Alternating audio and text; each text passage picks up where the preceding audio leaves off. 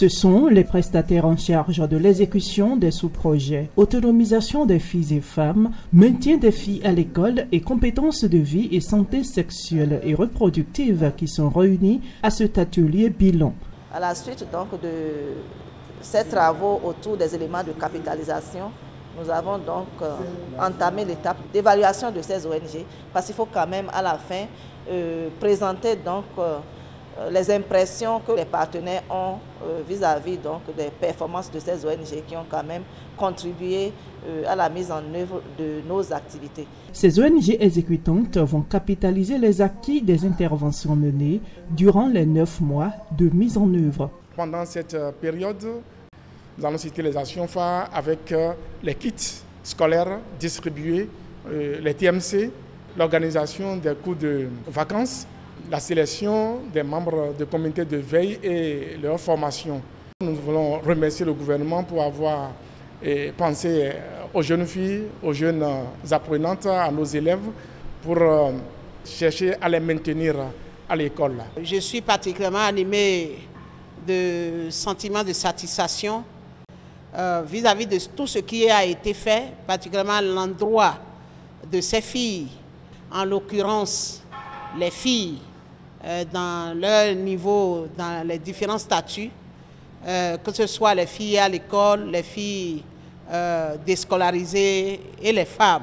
Lorsque nous remontons sur les indicateurs de la composante, je pense que la plupart des ONG ont pu quand même atteindre les indicateurs et les objectifs à elles fixés. Et c'est avec beaucoup de plaisir que nous clôturons ce bilan. Et pour une meilleure pérennisation des acquis du projet Souhaité Bénin, un document de capitalisation sera élaboré pour servir de boussole.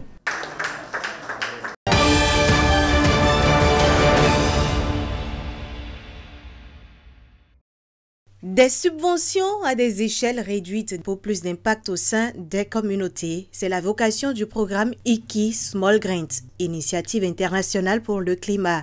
Le Bénin a bénéficié de ces fonds pendant 3 ans. L'heure est à l'évaluation et à la vulgarisation des acquis. Nous avions pu sélectionner 5 projets dans le domaine des changements climatiques et de la diversité biologique. Et ces projets ont pu travailler avec les communautés qui sont dans le besoin. Ces communautés arrivent maintenant à faire face aux risques, c'est-à-dire renforcement de leur capacité, leur résilience face aux effets néfastes des changements climatiques. Et nous avons aussi pu préserver les forêts. En 3 années d'exécution, ce projet a impacté 12 500 bénéficiaires directs comme indirects. La mise en œuvre de ce partenariat a non seulement permis le renforcement des capacités du Fonds national pour l'environnement et le climat, dans la mobilisation des ressources vertes, mais aussi contribuer de façon concrète au financement de l'action climatique à travers ces projets d'adaptation. Nous devons capitaliser ces expériences pour mieux définir les actions futures dans le domaine d'intervention de ces projets. Je voudrais féliciter le FNEC, une fois de plus, pour la clôture avec beaucoup de succès de cette première phase d'accompagnement. La République fédérale d'Allemagne, bien entendu, soutient les acteurs et les organisations locaux en finançant leurs solutions locales qui contribuent au bien-être des populations dans plusieurs thématiques. Pour la pérennisation des acquis, la continuité du partenariat est souhaitée par les acteurs ici présents.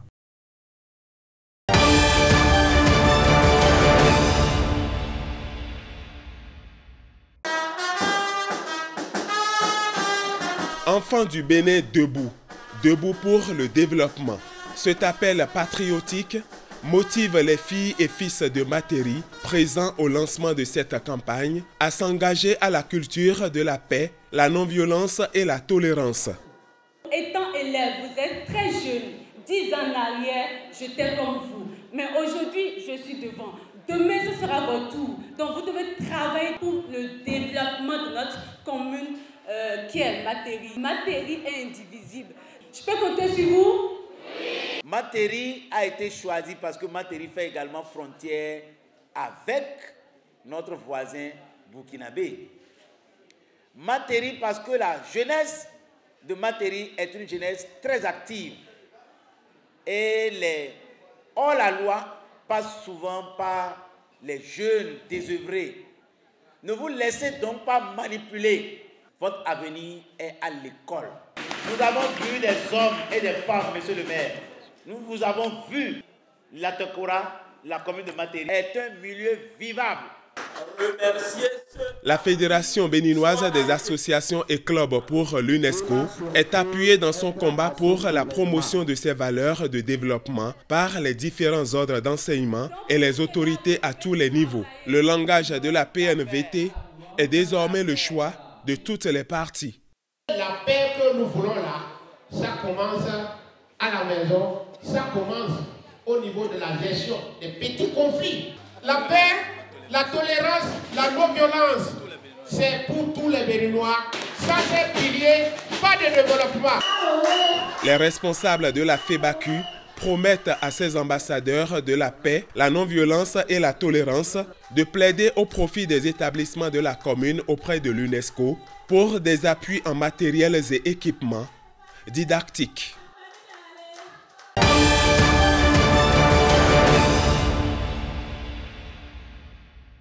Une région, une identité, une culture, des retrouvailles.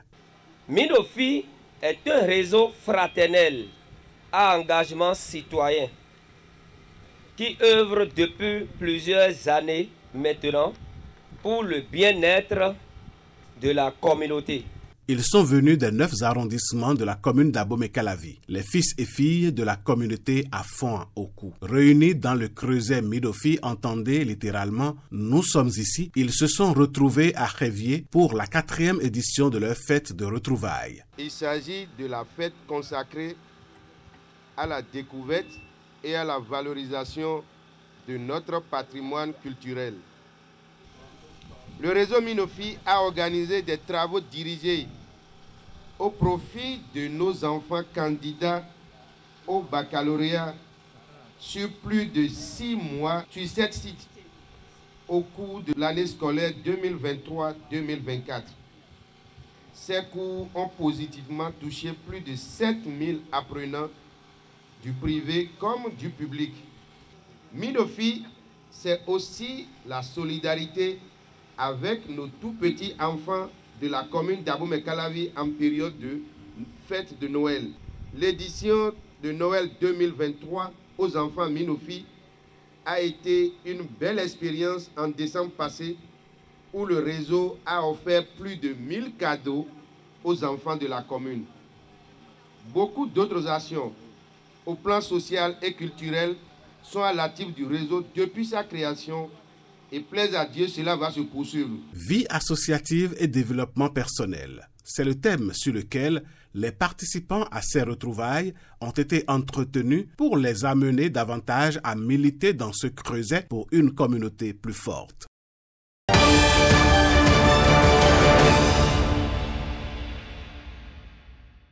Au regard des nombreuses difficultés rencontrées dans le processus de lotissement de la commune de Lalo et en respect aux dispositions législatives, la municipalité rend compte à ses administrés.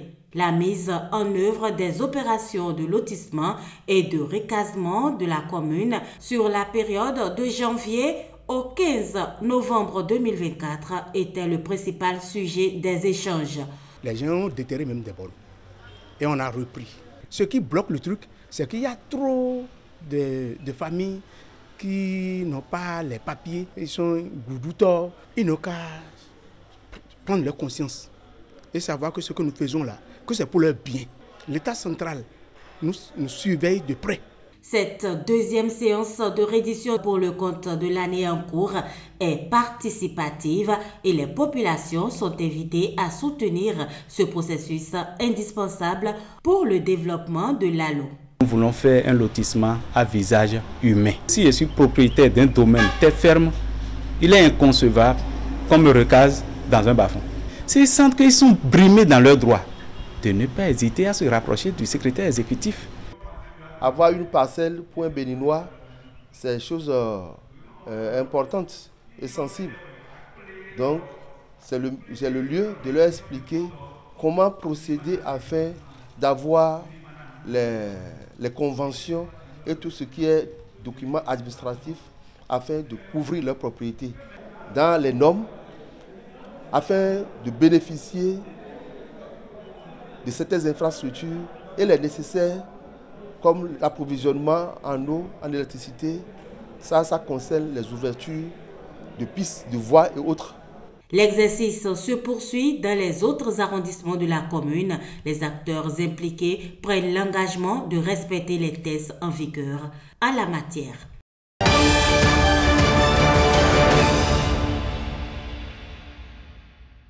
L'objectif de Duragir est clair, renforcer la résilience des populations face aux défis liés à la gestion intégrée des ressources en eau GIR. Ce programme repose sur une approche participative réunissant des partenaires diversifiés et impliquant activement les communautés locales. Il s'agit de mieux maîtriser l'eau, non seulement pour protéger les biens et les infrastructures, mais également pour assurer la sécurité alimentaire et la survie des populations dans cette région stratégique. Les mots importants pour nous dans ce projet, lorsque nous étions en train de l'élaborer, c'est la localisation.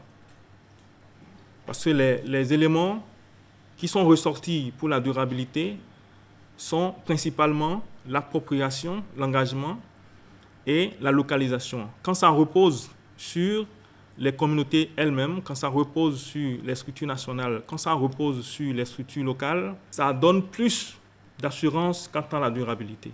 Duragir n'est pas simplement une continuation des acquis du programme OMI Delta.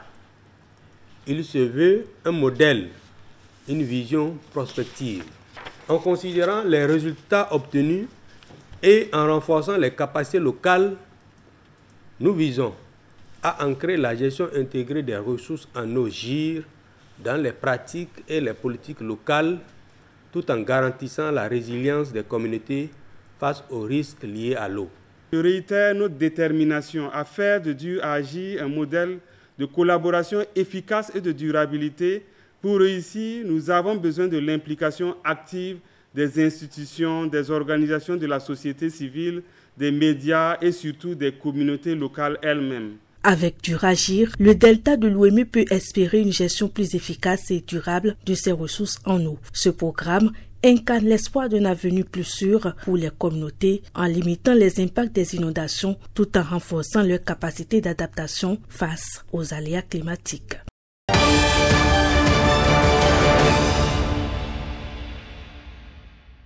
Un magistrat, et pas des moindres, bienvenue Sow.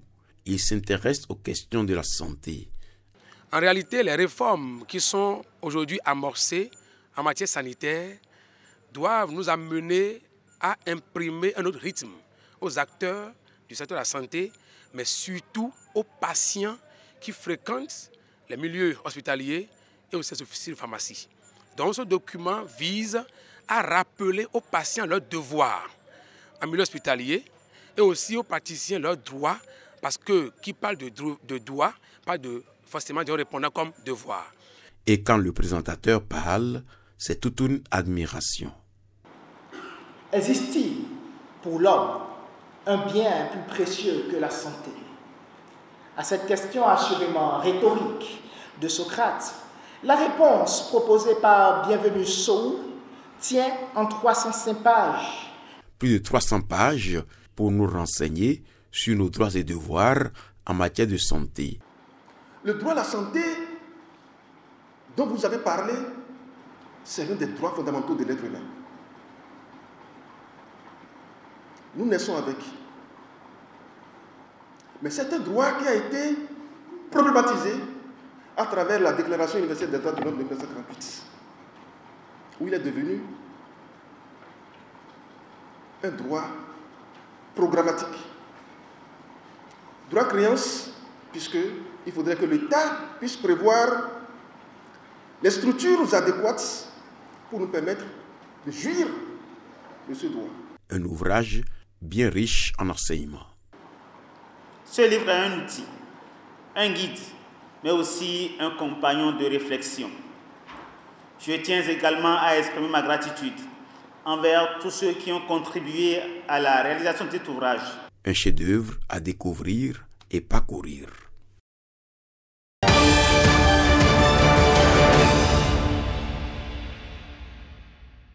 qu'on peut faire pour régler. 3 jours pour en savoir plus sur les changements climatiques, depuis leurs origines aux moyens de lutte, en passant par leurs causes et leurs impacts. Les leaders d'étudiants du Bénin sont mobilisés à cette fin. L'objectif précis du présent atelier est de renforcer les capacités des jeunes étudiants, les futurs adultes et dirigeants, pour mieux les outiller à résoudre les problèmes environnementaux, car pour reprendre les mots de Barack Obama, ancien président des États-Unis, dans l'intérêt de nos enfants et de notre avenir, nous devons faire plus pour lutter contre les changements climatiques. La plupart de ces manifestations, de ces effets, disons, sont créés par l'homme. Cela veut dire que aussi, c'est l'homme qui doit agir pour atténuer, pour diminuer les effets de ces changements climatiques, à défaut de les arrêter. Nous devons avoir des comportements qui préservent les ressources naturelles. Nous devons avoir des comportements d'information sur nos parents.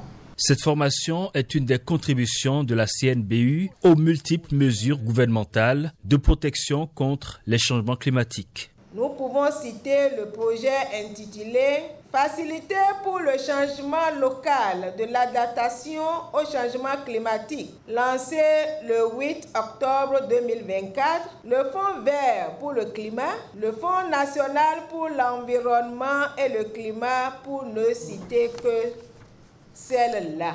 On va constituer des réseaux d'étudiants, que ce soit les étudiants de l'université de Parakou, ceux de Abomey, de Kétou, d'Abomey-Calavi et d'Adjara. Ils sont tous représentés là. Et donc nous allons les mettre en réseau pour travailler sur les différentes solutions que nous allons sortir à travers les différentes communications qu'on va projeter. Il s'agit de faire des étudiants de véritables vecteurs de la lutte contre ce phénomène en vue d'atteindre l'ODD 13.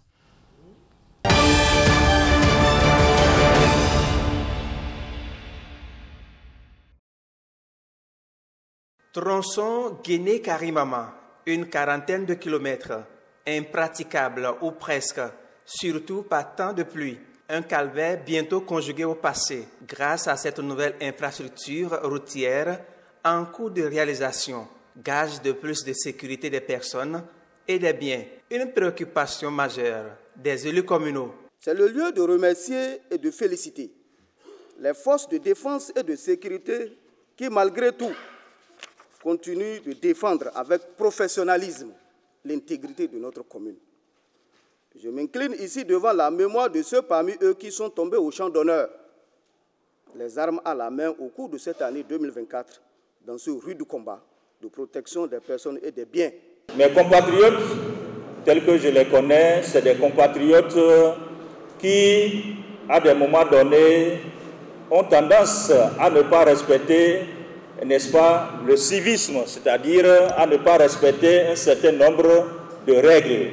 Ça, c'est la caractéristique de toute commune frontalière, notamment une commune frontalière commerciale comme Malanville. C'est toujours bien quand même d'aller au contact des populations, au contact des élus, au contact des différentes composantes de la société civile dans nos communes pour recueillir quand même leurs souhaits, leurs désirs, mais aussi les rappeler à leurs devoirs sur un certain nombre de choses, et notamment la coproduction de la sécurité et surtout aussi de respecter les consignes des FDS et toujours de s'aligner sur les orientations stratégiques du gouvernement pour tout ce qui concerne quand même les différentes composantes de développement. Et ça, vous avez vu, l'écho a toujours été favorable et les populations sont toujours reconnaissantes quand on va vers elles. Santé, éducation, environnement, infrastructure, sécurité, autant de domaines passés au peigne fin pour le mieux-être des populations.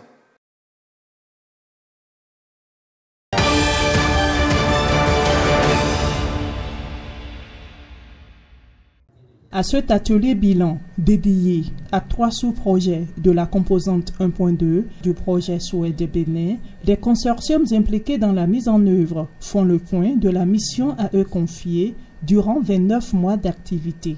Ils auront également à faire la revue de capitalisation des acquis et procéder à une évaluation finale. Au niveau de compétences de vie, c'est 2 sous-projets qui sont en lien avec autonomisation. Le groupement Haute-Vie a formé 128 000 filles sur les espaces sûrs, sur les thématiques de santé sexuelle. Ils ont formé également 25 000 garçons sur les espaces sûrs. La tranche d'âge au niveau de ce groupement, c'est de 10 à 24 ans, alors qu'au niveau du sous-projet autonomisation des filles et des femmes, c'est de 14 à 24 ans. C'est après la formation de ces filles sur les espaces sûrs que le consortium Plan International les récupère et les forme sur les différentes sessions de formation. Avec la mise en œuvre du projet Souhait, la première des choses, la perception de la fille a changé dans nos communautés, où désormais tout le monde commence par comprendre qu'une fille instruite peut vraiment contribuer au développement de sa localité. L'obtention de ces résultats au profit du projet Souhait de Bénin devrait prendre 4 années, mais finalement 29 mois ont suffi, soit 2 années et demie avec une mission bien accomplie. Notre mission était d'intervenir dans un contexte où les évidences présentaient un taux de décrochage des filles très élevé, un taux d'accès difficile aux ressources et aux opportunités économiques pour ce qui est des filles, des taux d'inégalité aux accès également aux produits et services de santé de reproduction, ce qui expliquait donc le fort taux de grossesse précoce au niveau de ces filles-là. Et c'est avec un sentiment de satisfaction que nous constatons au terme de nos interventions avec les ONG que ces défis ont quand même été relevés. Le projet est à terme, mais les acquis seront pérennisés et cette pérennisation dépendra des résultats que nous allons sortir des 3 jours de réflexion que nous aurons à mener. Lancé officiellement le 20 mars 2020 au Bénin sous la coupole du ministère en charge des Affaires sociales, le projet d'autonomisation des femmes et dividendes démographiques au Sahel Souhait de Bénin s'achève le 30 décembre 2024.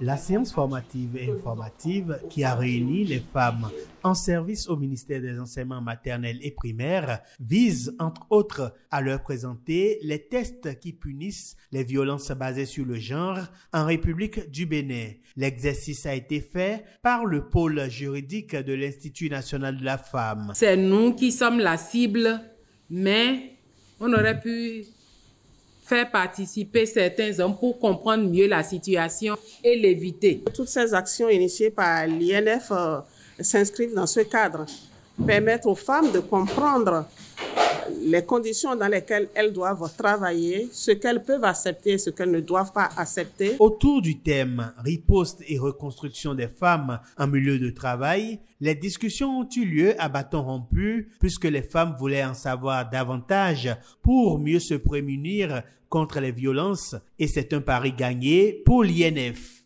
Les 16 jours d'activisme ont démarré le 25 novembre. C'est une période, une quinzaine où nous menons énormément d'activités sur le terrain, non seulement pour promouvoir les activités de l'INF, mais aussi pour sensibiliser les femmes et les hommes sur les lois applicables au VBG. Pour cette session de sensibilisation, le focus a été fait sur le harcèlement sexuel parce que nous recevons quand même à l'INF énormément de cas, que ce soit moral ou sexuel.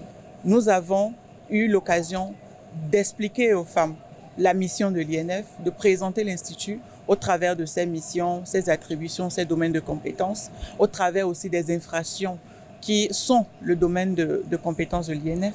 Tous les ministères vont recevoir la caravane de l'Institut national de la femme. Son combat étant d'éradiquer les violences faites aux femmes.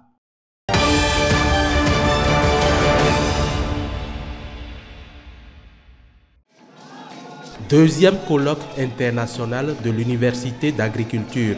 Une grand-messe scientifique de 4 jours pour les enseignants-chercheurs du Bénin et de 18 autres pays. L'agroécologie focalise les attentions Ce colloque, dont le thème est Agroécologie et développement durable en Afrique, positionne excellemment l'UNA dans sa vision d'être une institution au service de la sécurité alimentaire et du développement agricole en Afrique au sud du Sahara.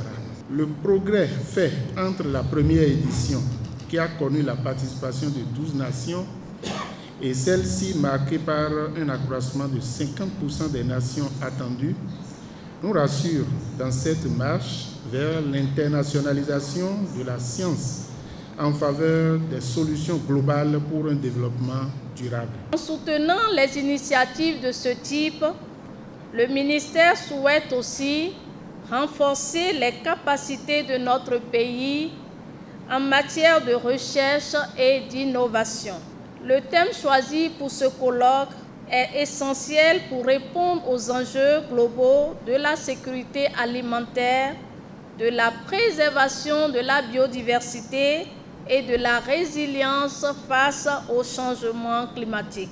L'agriculture occupe plus de 80% de la population active de Sakété qui accueille le colloque. Nous espérons de ces assises des résolutions fortes assorties d'un chronogramme pour l'amélioration des techniques agroécologiques les mieux adaptées aux défis du changement climatique qui, depuis quelques années, impactent négativement notre agriculture. Le port de toge aux enseignants de l'Université nationale d'agriculture, admis aux différents grades du CAMES, marque également le deuxième colloque scientifique international de cette université.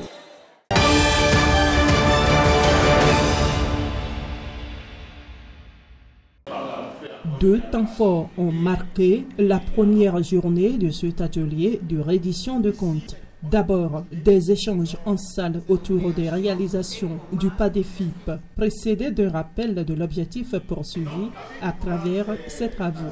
En vous conviant à cet atelier, nous espérons pouvoir obtenir de vous des recommandations qui nous permettront de parfaire nos interventions pour l'atteinte des objectifs du projet.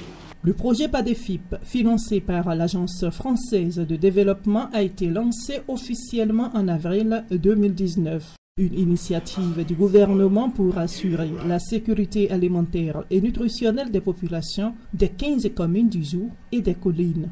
Merci à l'unité de gestion du projet qui, 6 ans durant, a travaillé pour assurer la disponibilité des produits protéiniques à nos populations et insuffler une dynamique au niveau de l'économie locale à travers le renforcement du revenu de nos producteurs, à travers également les séances d'appui conseil et de renforcement de capacité des acteurs de la chaîne de production.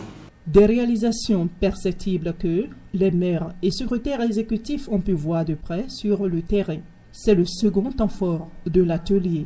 Les participants ont visité l'unité de transformation du soja de Dagadoro à Savalou, ainsi qu'une ferme piscicole et une unité de production d'aliments pour poissons à Kové. Ici, nous sommes sur un site dans un camp Peul pour l'autonomisation des femmes dans le domaine du soja. J'en suis très heureux, c'est pourquoi j'ai fait le déplacement depuis Abomey.